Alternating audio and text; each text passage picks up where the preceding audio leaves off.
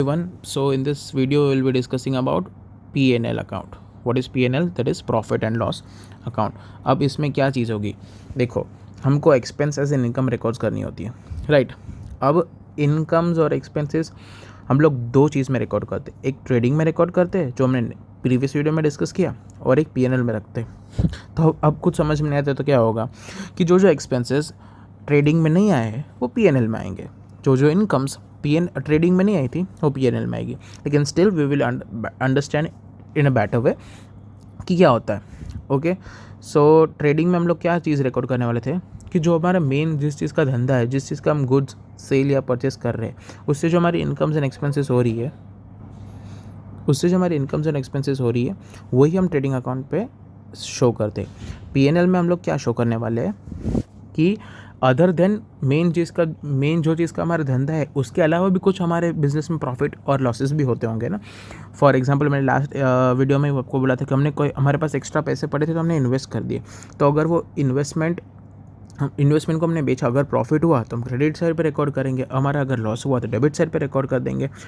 Okay, तो वो हमारे मेन जिस चीज़ का गड़ा इलेक्ट्रॉनिक्स का बिजनेस था हमारा, तो गड़ा इलेक्ट्रॉनिक्स की वजह से नहीं हुआ, मेन चीज़ टीवी फ्रिज वॉशिंग मशीन बेचने की वजह से इनकम नहीं हुआ, लेकिन कोई अदर रीजंस की वजह से इनकम हुआ है, तो वो भी हमको रिकॉर्ड तो करना पड़ेगा। तो हम लोग P&L में करेंगे। अब क्यों रिकॉर्ड करना पड़ेगा, उसके रीजंस आपको GAAP generally accepted accounting principles, वो आपको पता होना चाहिए, जो कि थियोरी है। तो आपको समझ में आएगा डिटेल्ड वे में कि हम लोग ऐसा क्यों कर रहे हैं।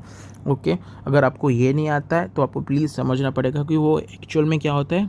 अगर ये समझ में नहीं आएगा तो पूरा अकाउंट्स में समझ में आएगा कि हम एक्चुअल में क्यों कर रहे हैं और क्या कर रहे हैं। वो क्यों और क्या, वो सब कुछ गैप में दिया हुआ है, तो आपको गैप पढ़ना बहुत इंपॉर्टेंट है। ओके, सो P&L का स्टेटमेंट, P&L अकाउंट का भी सेम ही होगा। क्या बोलते हैं, ट्रेडिंग अकाउंट जैसा format, debit, credit, particulars amount rupees. Okay, तो मैं लास्ट वीडियो में भी बोलना भूल गया था कि सिर्फ P&L अकाउंट लिखोगे तो नहीं चलेगा। P&L अकाउंट ऑफ श्री की जगह मिस्टर लिखोगे तो भी चलेगा, it's up to you. For the year ending on, वो लिखना ज़रूरी है, ईयर एंडिंग ऑन। इसमें भी ऐसा ही होगा, ट्रेडिंग अकाउंट ऑफ श्री या mister for the year ending on. जो भी ईयर यहाँ पे एंड हो रहा है ना, हम लोग ईयर कहाँ होता है 31 मार्च 2023-24, आपको जो भी ईयर लिखना। Okay, so let us discuss first of all debit side. अब यहाँ पे जो हमने डिस्कस किया था ना कि ग्रॉस प्रॉफिट होगा, इसमें लिखा है ट्रांसफर टू P&L अकाउंट, और यहाँ पे ग्रॉस लॉस में भी लिखा है transfer to P&L account. Sorry, ये थोड़ा वैसे ही हो गया। तो ट्रांसफर टू P&L अकाउंट मतलब क्या कि यहाँ पे अगर क्रेडिट साइड पे ग्रॉस लॉस हुआ है ना तो हम उसको यहाँ पे ले जाएंगे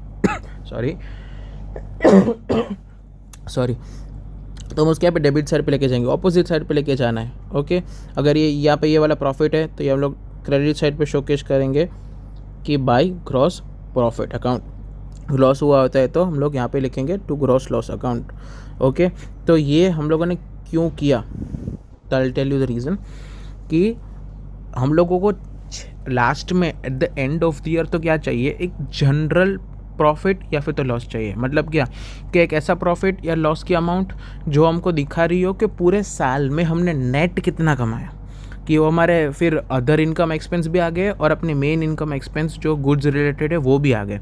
ओके, जो हमारे मेन गुड्स रिलेटेड इनकम्स और एक्सपेंसेस हो रही है वो, और अदर इनकम और एक्सपेंस दोनों मिला के हमारा नेट में प्रॉफिट और लॉस क्या हो रहा है, हमको पूरी एक ही अमाउंट चाहिए। उसकी वजह से हम लोग नेक्स्ट अकाउंट में क्या कर देते कि वो वाले अमाउंट ट्रांसफ़र कर देते। मतलब वो वाला पूरा जो ये इसका हिसाब था प्लस माइनस करके, जो ट्रेडिंग अकाउंट का हिसाब था, वो पूरा का पूरा यहाँ पे पहुँच गया।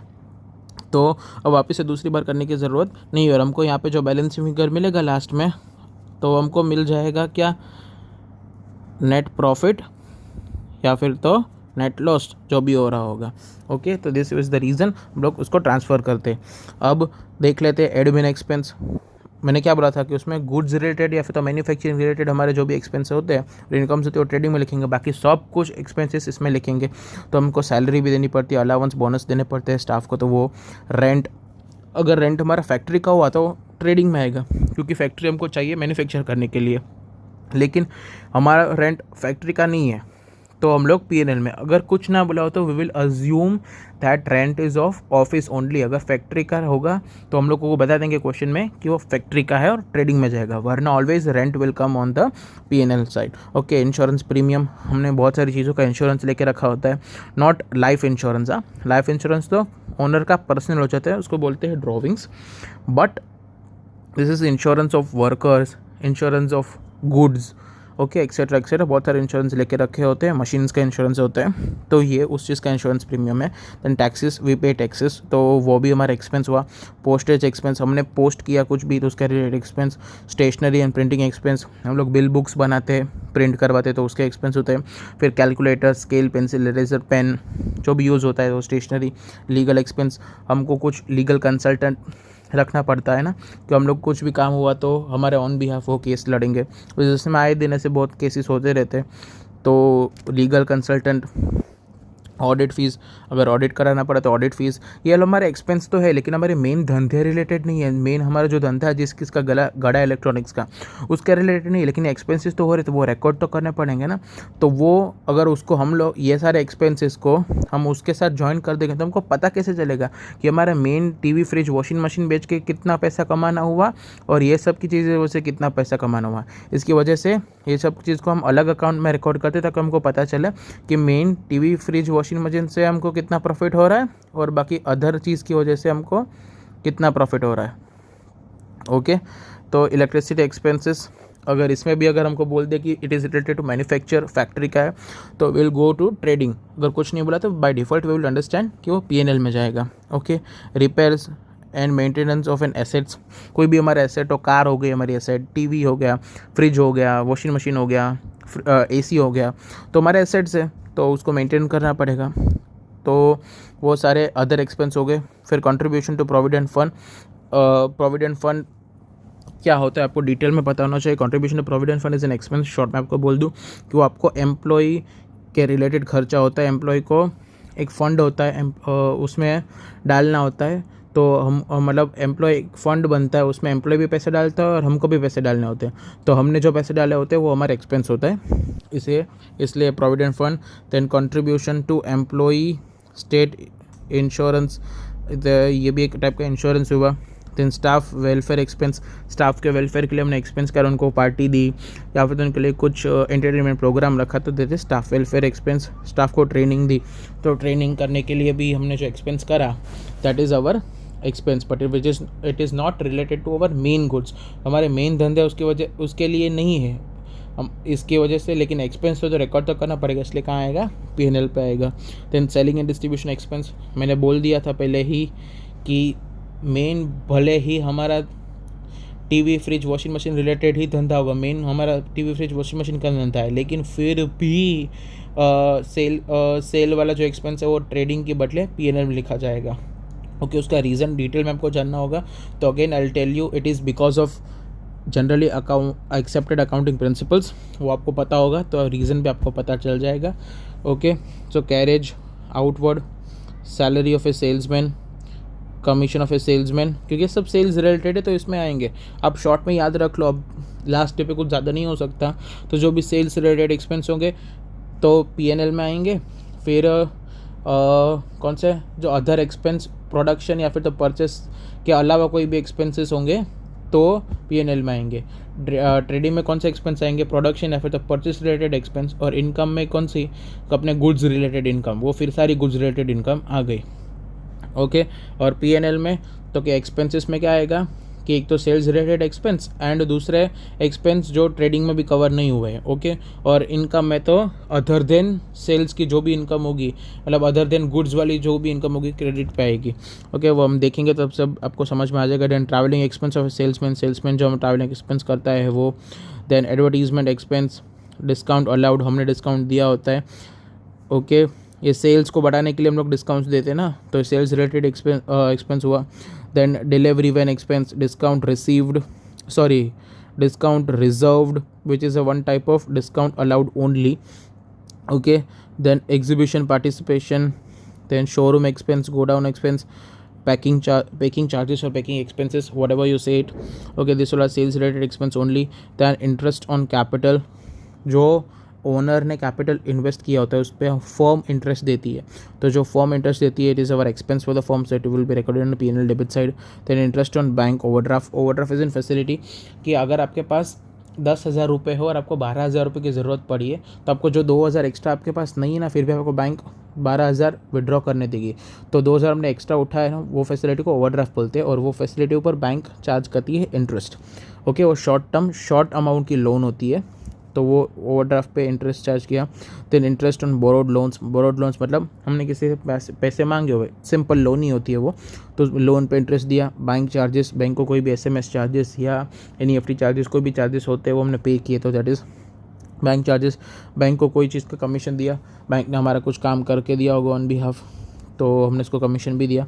फिर अदर एक्सपेंसेस में मतलब कोई भी दूसरे एक्सपेंसेस देख लेते हैं, जो डोनेशन हमने कोई किया तो वो हमारा एक्सपेंस है। Then depreciation of assets. अभी जो हमारा मशीन होगा, अगर प्रोडक्शन होगा तो मशीन का एसेट कहाँ, डेप्रिसिएशन कहाँ जाएगा, P&L में। बाकी सब AC का, फर्नीचर का जो भी होगा डेप्रिसिएशन, वो हम लोग P&L पे डेबिट साइड रिकॉर्ड करेंगे ना। बैड डेब्ट्स होता क्या है कि हमको पैसे नहीं मिल रहे हैं, हमको नहीं देने वाला है पैसे, वो हमको चूना मार के चला गया, चूना लगा के चला गया, that is bad debts. Okay, ये एक एडजस्टमेंट होता है, bad debts adjustment plus bad डेब्ट एडजस्टमेंट रिजर्व, BDR मतलब bad debts reserve minus bad डेब्ट रिजर्व ट्रायल बैलेंस। तो यहाँ पे बैलेंसिंग फिगर बाहर आएगी। अब क्यों होता है, क्या होता है, लास्ट डे पर डिस्कस नहीं हो सकता है वो, आप याद रख लो इतना। ओके, शॉर्ट में बोल दूँ तो हमारे पास ऑलरेडी बैड डेब्ट्स थे, फिर हमको एडजस्टमेंट से पता चला कि और दूसरे बैड डेब्ट्स हो गए, तो वहाँ पे वो बैड डेब्ट्स पे ऐड कर दिए हमने ऑलरेडी। लेकिन है ना, बैड डेब्ट्स को हमको मालूम था कि बैड डेब्ट्स तो होने वाले, उसके लिए हमने रिजर्व बना के रखा था कि अगर बैड डेब्ट्स होगा ना तो हम लोग इसके साथ कॉम्पनसेट कर लेंगे। रिजर्व मतलब क्या, क्या हम लोग थोड़े प्रॉफिट में से थोड़े पैसे साइड में रखते, हमको मालूम है कि ऐसा कुछ तो हमारे साथ होने ही वाला है, तो हमने थोड़ा रिजर्व बना के रखा था। लेकिन हमको बाद में पता चला कि और बैड डेब्ट्स हुआ है, तो हम लोगों ने और रिजर्व बना के रखा। तो जो हम लोगों ने पहले रिजर्व बना के रखा था ना, वो हम माइनस कर देंगे, और जो नया रिजर्व बनाएंगे ना वहाँ पे प्लस कर देंगे। ओके, आपको कुछ समझ में नहीं आए तो bad debts plus bad debts trial, first of all कुछ समझ नहीं आए तो बैड डेब्ट trial balance plus bad debts adjustment plus bad डेब्ट रिजर्व एडजस्टमेंट माइनस बैड डेब्ट रिजर्व ट्रायल बैलेंस, ऐसा करके लिख देना। Then loss by fire, loss हो रहा है फायर की वजह से, loss by theft, loss on sale of fixed asset हमने सेल किया तो वो लॉस हो गया उस पर। Loss on sale of investment, हमने इन्वेस्टमेंट सेल किया तो लॉस हुआ। प्रोविजन फॉर एक्सपेंसेस और लॉसेस, मतलब हमने यहाँ पे कैसे बैड डेब्ट पे हमने ऑलरेडी रिजर्व बना के रखा था, वैसे प्रोविजंस भी बनते हैं। हमको पता है कि फ्यूचर में कुछ ना कुछ तो एक्सपेंस होने वाला है, तो उसके हमारा थोड़े पैसे अलग से हम लोग उसके लिए साइड में ही रख लेते हैं। और नेट प्रॉफिट तो वो कैपिटल अकाउंट में ट्रांसफर होता है, विच is a part of balance sheet. Net profit अभी आपको समझ पड़ जानी चाहिए कि नेट प्रॉफिट क्या होता है। और जैसे हमने ट्रेडिंग अकाउंट में किया था वैसे ही डेबिट क्रेडिट साइड की टोटल देखते हैं, जो भी टोटल ज़्यादा होती है वो दोनों साइड लिख डालते हैं। अगर डिफरेंस अमाउंट डेबिट साइड पे आता होगा तो नेट प्रॉफिट होगा, क्रेडिट साइड पे डिफरेंस आता होगा तो नेट लॉस होगा। अब क्रेडिट साइड डिस्कस कर लेते हैं P&L की। तो उसमें क्या हुआ, first of all gross profit वहाँ से आएगा, फिर इन अदर इनकम्स होगी तो डिस्काउंट रिसीव, हमको किसी ने डिस्काउंट दिया होगा, अगर हमने अपने दुकान या कुछ भी घर भाड़े पे चढ़ाया होगा तो रेंट मिला होगा, हमको भी कमीशन मिल सकता है, हमको भी ब्रोकरेज मिल सकता है, हमको भी कमीशन मिल सकता है। तो हमको जो भी मिला वो इनकम होगी हमारी, तो वो सब P&L क्रेडिट पे जाएगी। क्यों P&L क्रेडिट पे जाएगी, ट्रेडिंग क्रेडिट पे क्यों नहीं जाएगी, क्योंकि वो हमारा मेन गुड्स रिलेटेड धंधा नहीं है। सॉरी, वो हमारा मेन गुड्स रिलेटेड प्रॉफिट नहीं है। गुड्स रिलेटेड प्रॉफिट हमारा सेल्स हुआ, लेकिन गुड्स से अलावा भी हमारा कोई भी प्रॉफिट हो रहा है तो हम लोग P&L पे रिकॉर्ड करेंगे। देन इंटरेस्ट ऑन इन्वेस्टमेंट, ये received from consignment is already a different concept in accounts. Okay, is entire chapter. Consignor मतलब आपको शॉर्ट में समझना है तो बोल दो, आप किसी के ऑन बिहाफ पे गुड्स बेच रहे हो तो आपको कमीशन मिला है। आपका मेन जैसे कि वो वाला एपिसोड आपको तारक मेहता का याद हो तो, कि भिड़े को कंप्यूटर लेना था तो भिड़े जेठालाल के पास गया, फिर जेठालाल ने एक कंप्यूटर वाले से क्या बोलते हैं उसकी पहचान कर रही। अब जेठालाल उसमें कमीशन ले तो नहीं रहा था, लेकिन उसको लेना है तो ले सकता है। भिड़े ने सिर्फ एलिगेशन डाला था कि वो कमीशन ले रहा है। ओके, सो लोकेश भाई था कंप्यूटर वाले का नाम, अगर आपको एपिसोड देखना हो तो वो कमीशन जेठालाल उसमें नहीं लेते, लेकिन लेना है तो ले सकते, क्योंकि मेन धंधा उसका कंप्यूटर का नहीं है, मेन धंधा तो TV फ्रिज वॉशिंग मशीन बेचने का है। लेकिन उसने वॉशिंग कंप्यूटर बिकवाया है, उसका नहीं बेचा, दूसरे किसी और का बेच दिया है, तो उसमें जो कमीशन मिलता है ना अगर, तो वो कमीशन को बोलते हैं कंसाइनर। क्योंकि आपने अपने गुड्स नहीं बेचे, किसी और के बेचे, तो उसमें अपने बीच में कमीशन लिया देते इस कंसाइनर।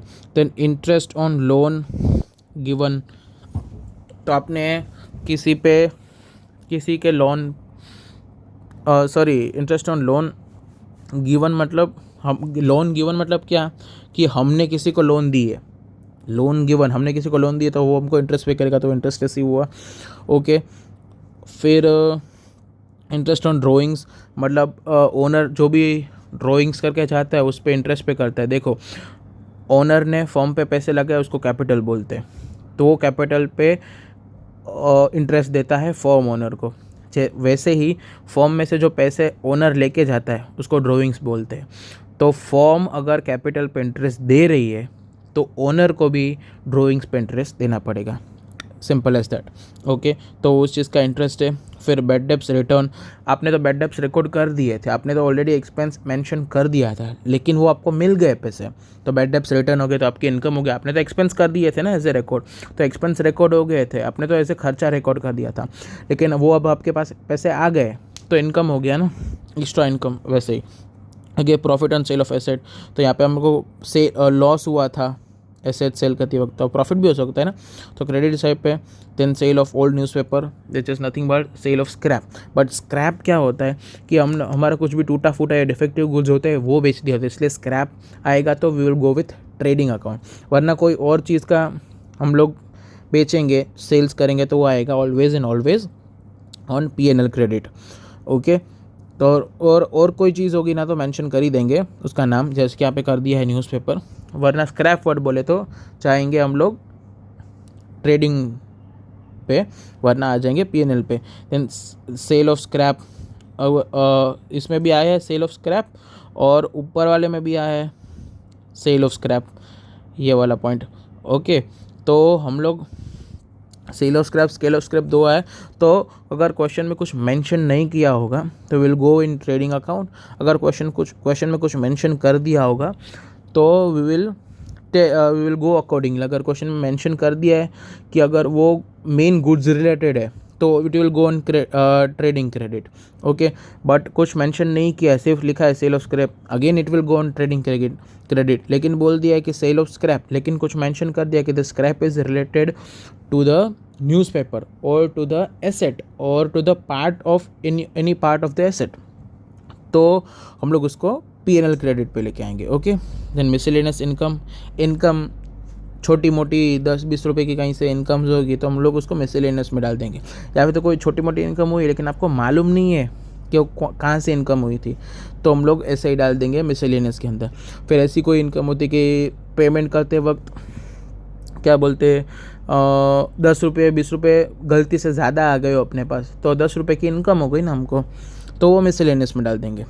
फिर ये क्या है, apprentice premium received, apprentice premium हमको मिलता है तो वो हमारी इनकम हो गई। और नेट लॉस, अभी मैंने आपको समझाया कि भाई अगर ये साइड डिफरेंस अमाउंट होगी तो उसको बोलेंगे net loss. So we have discussed P&L in this video. This was a bit longer video because उसमें एंट्रीज भी थोड़ी ज़्यादा थी, तो I hope you all are getting it. Next video will be discussing balance sheet.